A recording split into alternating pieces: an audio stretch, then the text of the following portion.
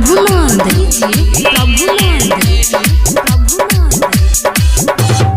मरचावा बाजार रे सखी कोहेला की डालब रंग चोलिए में रे सखी कोहेला की डालब रंग चोलिए में कोहे आजा में आजा तहरा मिली खूबे मजा एही होलिए में रे सखी कोहेला की डालब रंग चोलिए में सखी कोहेला की डालब रंग चोलिए में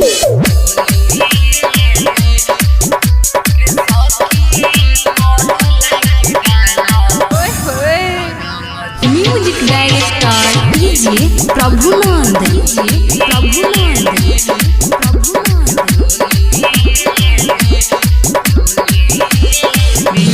कोहेला की साल भर पर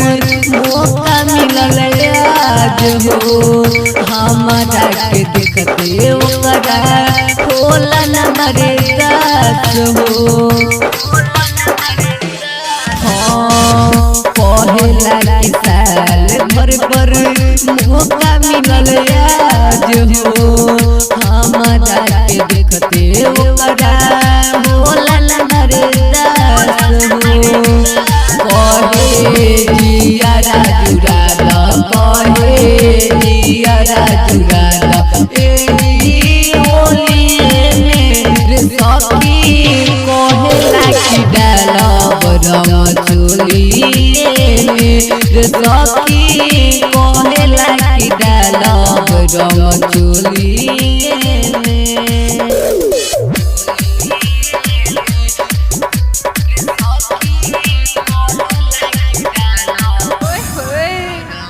म्यूजिक डायरेक्टर डीजे प्रभुनंद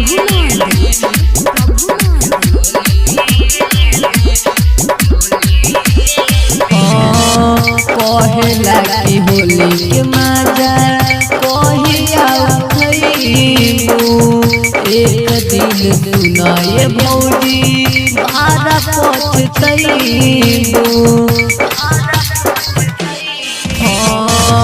कोहेला की होली के मजा कोहिया खइबू एक दिन सुनाए भौजी बारा पछतइबू कहे बहिया में आजा तबे होई जई ताजा एही होलिए में रे सखी कोहेला की डालब रंग चोलिए में रे सखी कोहेला की डालब रंग चोलिए में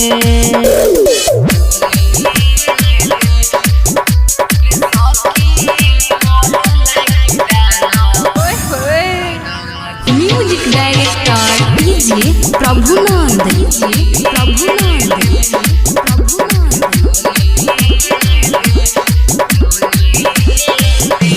नागेंद्र देवरा बड़ी होवे उत्पाती रोमन चाहेला रे सखी दुनु हमर जाती विनय बिहारी देवरा बड़ी उत्पाती रोमन चाहेला रे सखी दुनु हमर नहीं माने रे सखी नहीं माने रे सखी एही होलिए में रे सखी कोहेला की डालब रंग चोलिए में रे सखी कोहेला की डालब रंग चोलिए में संगीत महल कंपनी से ऑडियो वीडियो करने एवं रिलीजिंग के लिए संपर्क करें। Mobile number 7488 285655।